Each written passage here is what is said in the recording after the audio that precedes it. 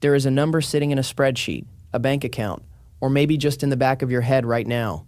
And most people treat it like a report card, like a grade on how hard they worked, how smart they are, or how much they deserve. But that is not what net worth actually is. Net worth is a map, and depending on where you are on that map, you are operating with a completely different set of financial mechanics, a different set of invisible rules, and a completely different relationship with money itself. This is not about how much you earn. Two people can make the same salary and end up in entirely different places on this map within a decade. The difference is almost never effort. It is almost always the financial mechanic they are running on, whether they know it or not. There are 7 distinct net worth tiers. Each one has its own hidden logic, and once you understand the mechanic behind the tier you are in right now, the path to the next one stops being a mystery and starts being a system. Negative net worth, the pressure cooker. Let us start here because most financial content skips this tier entirely, and that is a mistake. Negative net worth means your liabilities outweigh your assets. You owe more than you own. In the United States, this describes tens of millions of people, many of them with college degrees, full-time jobs, and a completely false sense of financial stability, because the paychecks keep arriving. The paycheck is not the indicator. The balance sheet is. The hidden mechanic operating at this tier is called interest rate asymmetry, and it is the single most punishing financial force in the American economy. Here is how it works. The average high-yield savings account in the U.S. pays somewhere between 4 and 5% annually. The average credit card charges somewhere between 20 and 28% annually. That gap is not just a number. It is a one-way valve. Money flowing out through debt costs you 4 to 6 times more than money flowing in through savings can ever earn you. You cannot save your way out of negative net worth. The math will not allow it. Every dollar sitting in a savings account while a credit card balance compounds at 24% is losing ground in slow motion. The financial IQ move at this tier is not budgeting harder. It is understanding that debt at high interest rates is not a character flaw to be managed. It is a structural fire that needs to be put out before anything else gets built. Dave Ramsey built an entire career on this single principle. His debt snowball method, paying off the smallest balance first, regardless of interest rate, works not because it is mathematically optimal, but because it produces behavioral wins that keep people moving. He understood that at this tier, psychology is the mechanic. The person who feels momentum will outperform the person with the perfect spreadsheet every single time. If you are here right now, you are not behind. You are in the pressure cooker, and the only direction pressure moves is up. $0 to $25,000. The foundation tier. Reaching zero net worth sounds meaningless. It is not. It means you cross the line from subtraction to addition, from negative compounding working against you to neutral ground where you can finally start building. The mechanic at this tier is called margin, not the Wall Street definition, the personal finance definition. Margin is the gap between what comes in and what goes out. At this tier, that gap is usually razor thin, and the financial IQ move is not to invest it, not yet. It is to build a buffer. Here is why. Without a cash buffer, every unexpected expense, a car repair, a medical bill, a broken phone, becomes a debt event, and every debt event at this tier erases weeks or months of progress. The emergency fund is not a savings account. It is an insurance policy against the thing that kills most people's financial momentum before it ever has a chance to compound. 3 to 6 months of expenses in a high-yield savings account is the standard recommendation. But the more important number is this: $1,000. Research consistently shows that a $1,000 emergency fund reduces the probability of going back into consumer debt by a significant margin. It is not the full cushion. It is the first wall between you and a setback. The financial mistake people make at this tier is trying to skip it. They read about index funds and compound interest, and they want to run before they can walk. The problem is that investing while carrying high-interest debt and no cash cushion is like trying to fill a bathtub with the drain open. The water does not have a chance to rise. Chris Hogan, who spent years studying American millionaires for his book Everyday Millionaires, found that the overwhelming majority did not start with high incomes or lucky breaks. They started with margin. Small, consistent, protected margin. The foundation is not glamorous, but nothing gets built without it. $25,000 to $100,000. The compounding ignition point. This is the tier that changes everything, not because the number is impressive, which it is not, but because of what starts happening to the money without you doing anything at all. The mechanic here is called compound interest, and you have heard that phrase 1,000 times, but most people hear it without feeling it. So here is what it actually looks like at this tier. At $50,000 invested in a broad market index fund at a 7% historical average annual return, you are generating $3,500 per year in growth, not from your labor, from the money itself. That is roughly $67 a week, appearing in your account from no additional effort on your part. At $100,000, it is $7,000 per year, $134 a week, passively. Albert Einstein may or may not have actually called compound interest the eighth wonder of the world, but whoever said it was not wrong. The force only becomes meaningful once the principle reaches a threshold where the returns are large enough to feel real. That threshold is somewhere in this range for most American households. The financial IQ move at this tier is one thing: do not stop.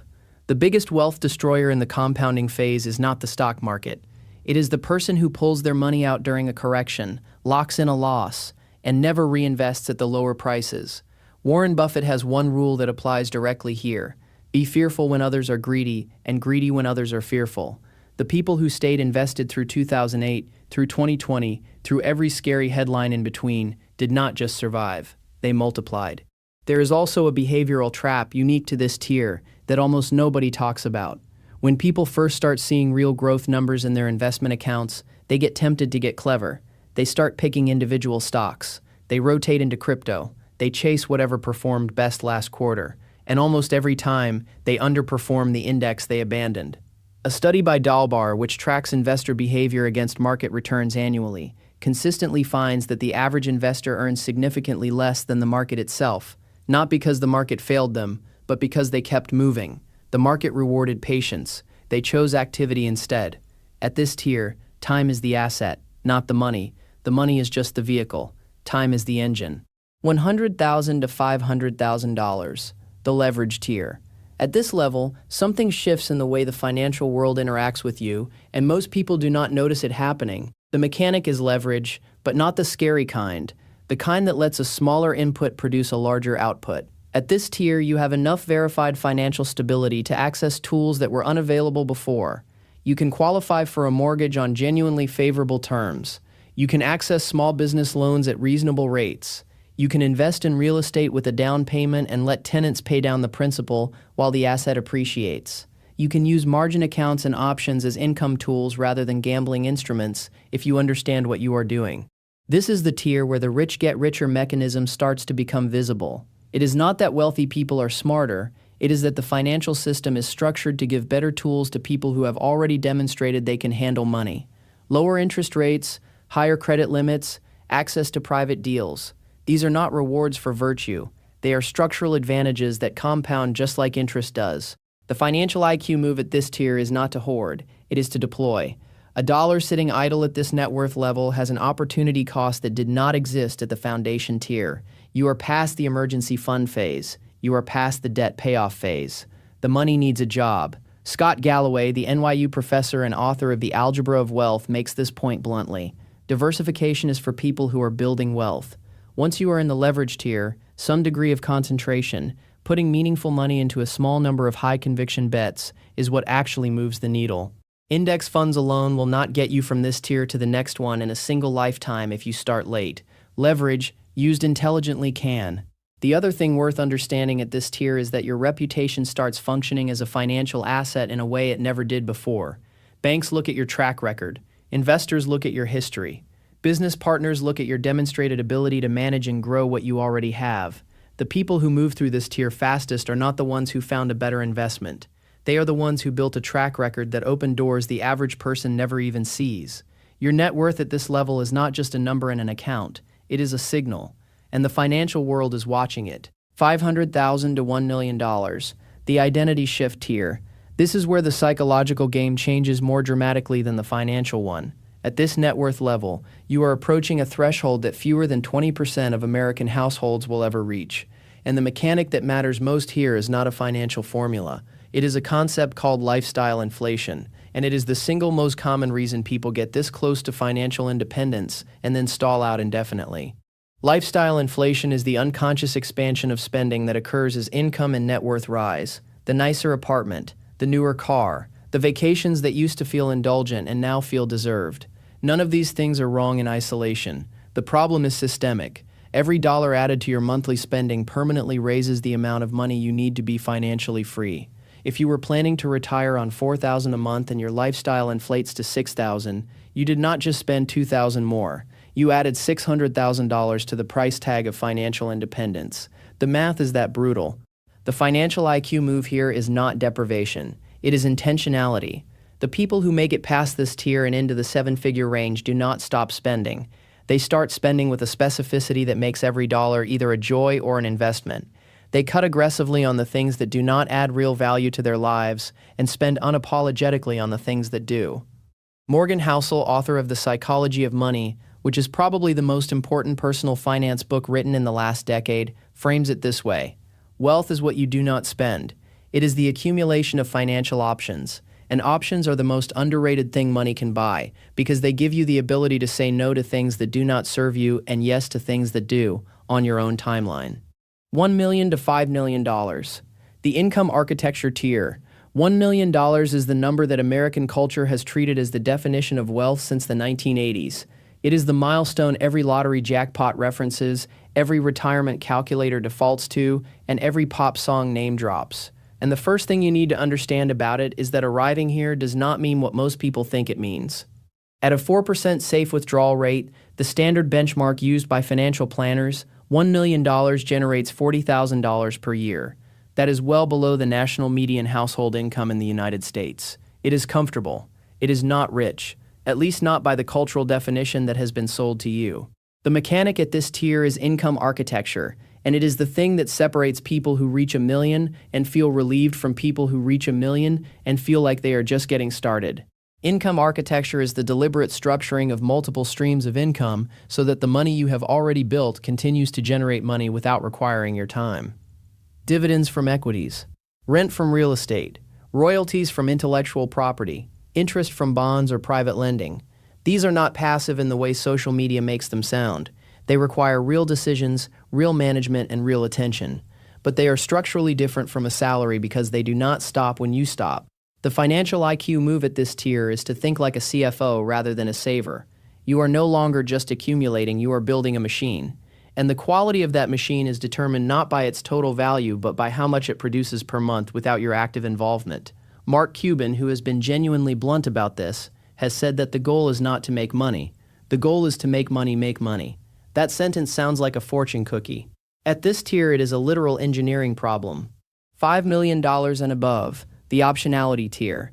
Every tier below this one has been about the pursuit of financial freedom. This tier is what financial freedom actually looks and feels like, and it is more complicated than the pursuit was.